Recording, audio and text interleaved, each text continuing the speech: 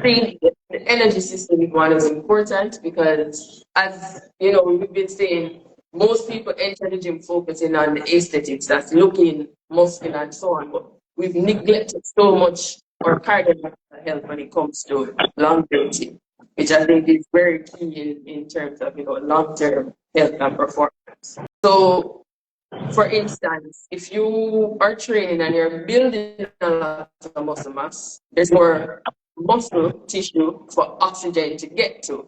But if you're not training your heart with aerobic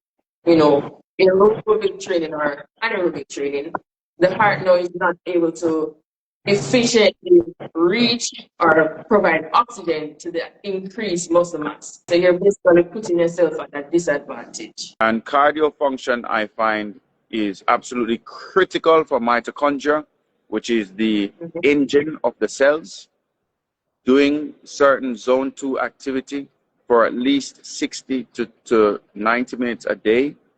That's just cardio based, which is not exerting, but just where you can still have a conversation, but you're still struggling slightly.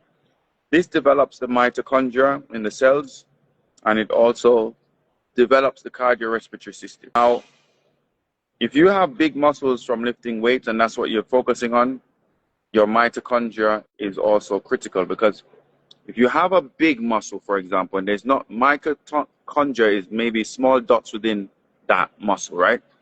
If you don't have enough mitochondria development, you have very minimal dots in that muscle. Therefore, just climbing a flight of stairs, you're panting. Oxygen is very important, and it's critical to get it to everywhere in the body as efficiently as possible. Therefore, more mitochondria leads to more oxygenation across the body in a more efficient way. Guys with big muscles out there who are the weightlifters and the powerlifters, I urge you to start doing cardiovascular training.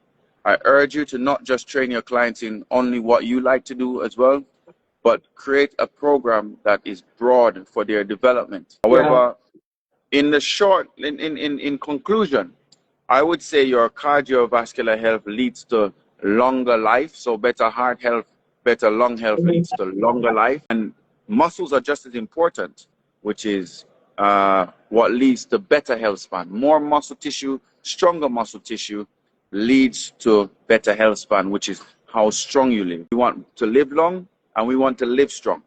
So that is why we have to balance the cardio and also the strength.